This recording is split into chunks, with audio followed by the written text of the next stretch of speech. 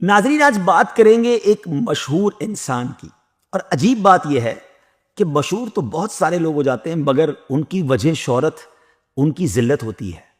یاد رکھیے، شہرت اور ہے، عزت اور ہے۔ دیکھیں نا، مشہور تو شیطان بھی ہے، مشہور تو فرعون بھی ہے، مشہور قارون بھی ہے، مگر کیا لوگ اس کی عزت کرتے ہیں؟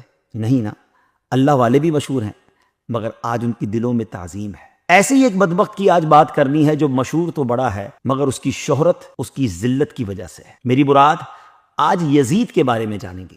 یزید سن 25 ہجری میں پیدا ہوا۔ کردار کیسا تھا؟ کون سی بری عادت تھی جو اس میں نہیں تھی؟ نہایت بد خصلت، فاسق و فاجر، شرابی، بدکار، ظالم، بے ادب اور گستاخ شخص تھا۔ یہ بہت موٹا اور بدصورت، اور اس کے جسم پر بہت زیادہ بال تھے، بڑی بری عادتوں والا اور بےہودہ حرکات کرتا تھا۔ اس نے محارم رشتوں سے نکاح جیسے کبھی کام کو رائج کیا، یعنی وہ رشتہ دار جن سے نکاح حرام ہے اس نے ان رشتہ داروں سے نکاح رائج کروا دیا تھا۔ اس نے سود اور دیگر حرام کاموں کو کھلے عام پھیلا دیا۔ اس نے مدینہ طیبہ اور مکہ مکرمہ کی بے حرمتی کی، جی ہاں، اتنے مقدس شہروں کی بے حرمتی کی، اور ظلم و جبر کی وہ داستان رقم کی۔ انسانیت آج بھی کانپ اٹھتی ہے۔ ایسا برا انسان کبھی مسلمانوں کے خلیفہ بننے کے لائق نہیں ہو سکتا تھا، اور یہی وجہ تھی کہ اس کا اتنا برا کریکٹر، جس کی وجہ سے امام علی مقام امام حسین رضی اللہ تعالیٰ عنہ نے اس کی بیعت سے انکار کی اور اپنا پورا گھرانہ قربان کر دیا، مگر اس بدبخت کو مسلمانوں کا خلیفہ تسلیم نہیں کیا۔ اگر امام علی مقام امام حسین رضی اللہ تعالیٰ عنہ اس وقت کسی مصلحت کے تحت یزید کی بیعت قبول کر لیتے تو شاید تاریخ انسانیت میں حق و باطل کے درمیان فرق ہمیشہ کے لیے دھندلا جاتا، اور آنے والی نسلوں کے لیے ظلم کے سامنے ڈٹ جانے کی ایسی کوئی روشن مثال باقی نہ رہتی۔ مگر امام حسین رضی اللہ تعالیٰ عنہ نے اپنے عمل سے یہ حقیقت ہمیشہ کے لیے ثبت کر دی کہ حق کی راہ میں وقتی فائدے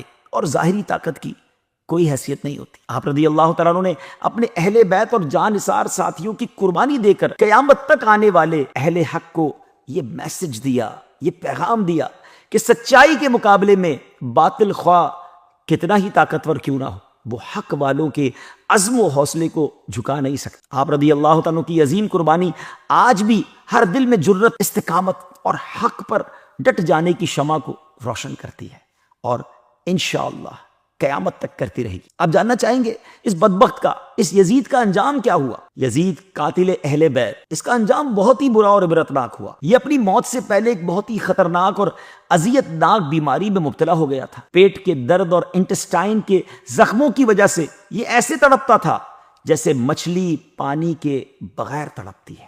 آخری وقت میں جب اسے اپنی موت کا یقین ہو گیا تو اس نے اپنے بڑے بیٹے معاویہ بن یزید کو اپنے پاس بلایا اور سلطنت کے بارے میں انسٹرکشن دینے لگا کہ اسے یزید کے بعد کیسے سلطنت کے معاملات سنبھالنے ہیں۔ وہ ابھی بولنا سٹارٹ ہوا ہی تھا کہ اس کے بیٹے نے نہایت ذلت اور حقارت کے ساتھ سلطنت کی آفر کو ٹھکراتے ہوئے یزید سے کہا کہ جس تخت و تاج پر آل رسول کے خون کے دھبے ہیں میں اسے ہرگز قبول نہیں کر سکتا۔ خدا اس منحوس سلطنت کی وراثت سے مجھے محروم رکھے جس کی بنیادیں نواسہ رسول کے خون پر رکھی گئی ہیں۔ یزید اپنے بیٹے کے منہ سے یہ الفاظ سن کر تڑپ گیا اور شدت غم اور درد سے اپنے بستر پر پاؤں پٹکنے لگا۔ موت سے کچھ دن پہلے اس کا کیا حال ہوا کہ اس کی آنتیں مکمل سڑ گئیں اور اس میں کیڑے پڑ گئے۔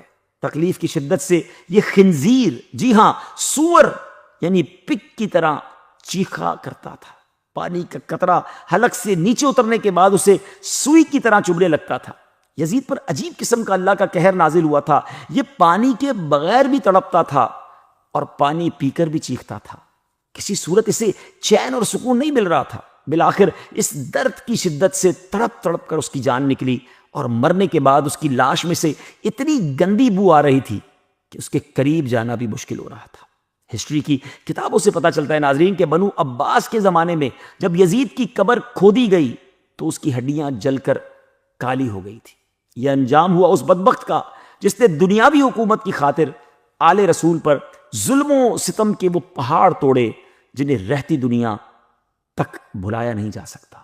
شاعر کہتے ہیں نا، قتل حسین اصل میں مرگ یزید ہے، قتل حسین اصل میں مرگ یزید ہے، اسلام زندہ ہوتا ہے ہر کربلا کے بعد۔